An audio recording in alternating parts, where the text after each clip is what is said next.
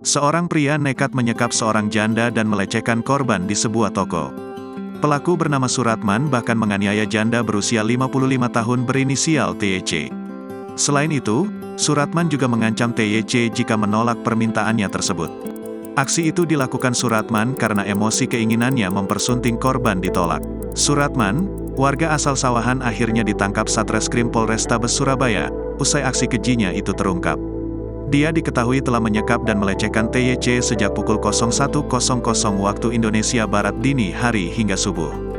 Barang-barang seperti handphone, 2 kalung emas seberat 5 gram, uang tunai Rp250.000 dan rokok 2 slop di toko korban juga digasak pelaku. Kasat Reskrim Polrestabes Surabaya, AKBP Hendro Sukmono mengatakan, Suratman bisa masuk ke tempat tinggal TYC dengan cara merusak ventilasi toko.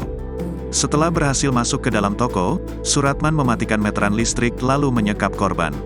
Suratman kemudian mengancam membunuh TYC menggunakan senjata tajam apabila berteriak. Suratman lalu memukuli wajah korban berkali-kali karena korban menolak dilecehkan.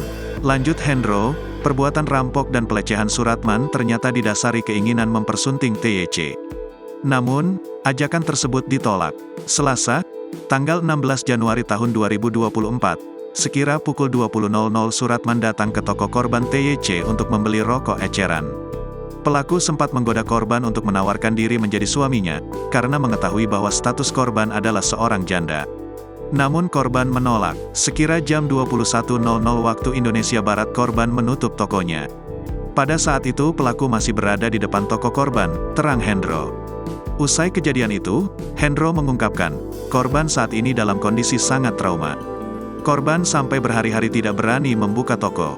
Padahal, toko itu digunakan korban untuk menyambung hidup sehari-hari. Suratman kini juga harus mempertanggungjawabkan perbuatannya di balik jeruji besi. Dia dijerat dengan pasal 365 KUHP dan atau 289 KUHP, tentang tindak pidana kekerasan, pencurian, serta pelecehan. Download Tribun X sekarang, menghadirkan lokal menjadi Indonesia.